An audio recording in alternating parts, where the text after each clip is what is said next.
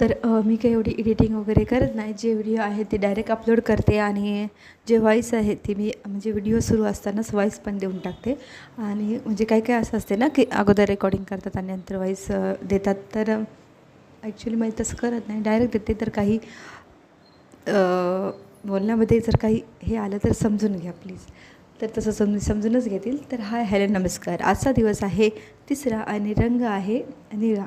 तर मग मी श्रुतिकाला विचारलं की आज तू हा ड्रेस घालणार आहे का ब्लू कलरचा.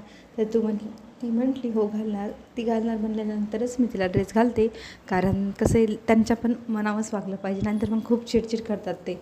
तर मग तिला घातलं. सकाळीच आरतीला गेलो होतो आम्ही.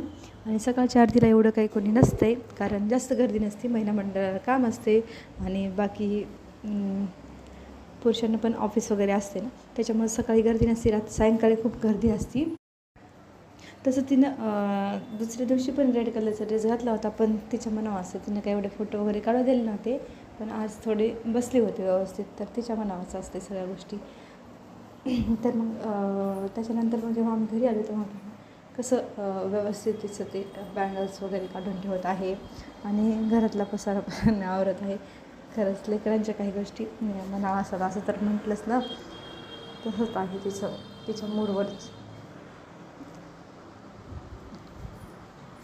बँगल्स तर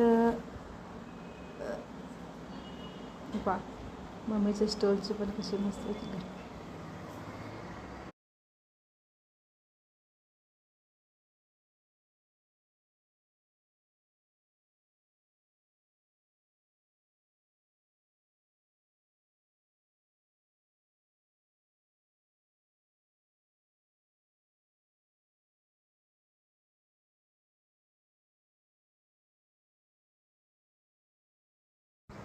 तर सायंकाळी पण मी जरा लवकर स्वयंपाक करून घेतला, कारण सायंकाळची आरती जी असते ती 7 वाजता असते.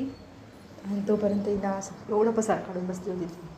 जाऊ दे सर म्हटलं खेळ जाऊ दे पसारा, तोपर्यंत माझा स्वयंपाक पण होतं आहे. नाही तर मग स्वयंपाक तिथं खूपच मलाच पोळ्या करते म्हणून बसली होती. तोपर्यंत हे करत मग नंतर आम्ही आरतीला गेलो. आणि रात्री आम्ही गरबावर काय करत नाही, कारण पाऊस होता तिथं खूप. तर व्हिडिओ